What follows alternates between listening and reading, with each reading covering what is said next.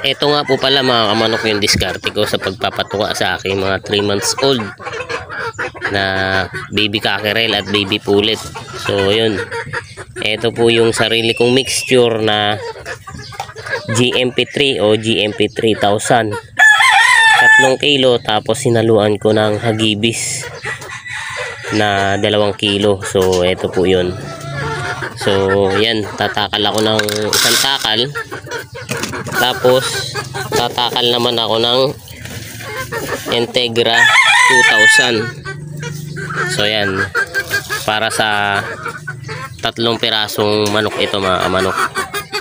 Tapos ito yung sariling gawa natin ng probiotic. So lalagyan natin, sasabawan natin. So yan, parang lugaw. Ganyan po talaga ako magbigay, yung halos kasama na yung inumin nila. Dahil kapag hindi ganito kadami yung ibibigay kong tubig sa kanila, ay nabubulunan sila. So kailangan marami yung tubig.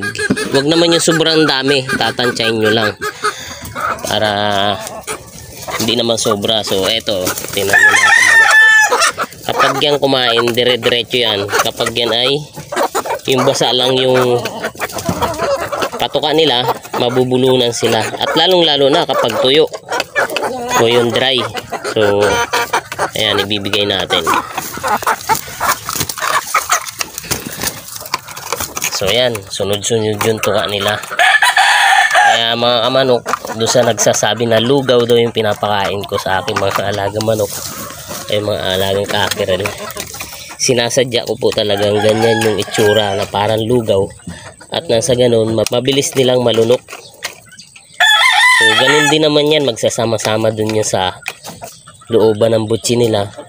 At kung sa tingin ko kulang pa yung tubig na inilagay ko, so bibigyan ko ulit sila para sa karagdagang inumin nila. So yun lang po, maraming salamat po sa panonood.